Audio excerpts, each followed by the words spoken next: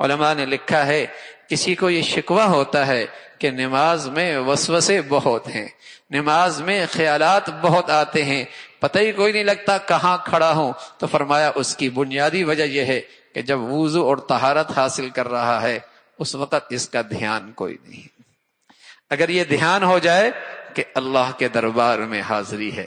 جب کسی معزز شخص کے دربار میں حاضری ہوتی ہے، کسی مجلس میں جانا ہوتا ہے، کوئی اہم میٹنگ ہوتی ہے، تو بتائیے کتنی نفاست کا اہتمام کرتا ہے،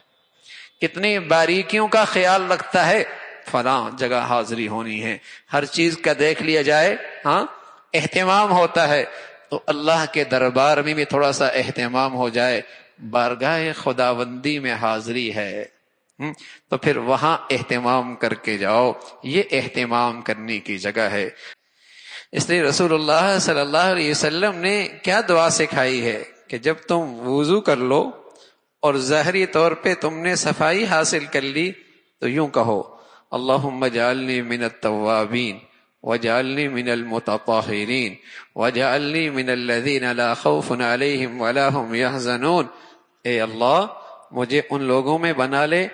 جو توبہ کرنے والے، اس سے باطنی نجاست بھی گندگی بھی ختم ہو جائے۔ یہ جملہ جس ندامت کے ساتھ اور جس اہتمام کے ساتھ کہے گا اتنے ہی اندر کی صفائی بڑھیا ہوگی۔ جیسے ظاہری کپڑا جتنا اہتمام سے صاف کرے گا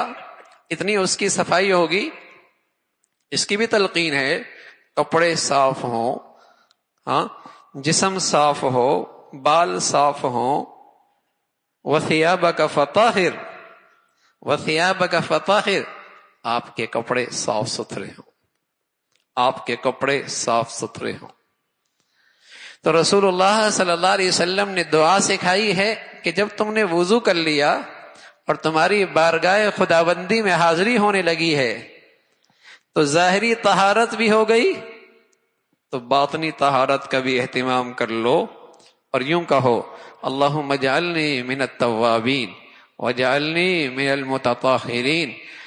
وجعلنی من الذین لا خوف علیہم ولا هم یحزنون، اے اللہ مجھے توبہ کرنے والوں میں شامل کر لے۔ میں عرض کر رہا ہوں یہ کلمات جس قدر ندامت کے ساتھ اور جس قدر اہتمام کے ساتھ ہوں گے باطنی صفائی بھی نصیب ہو جائے گی۔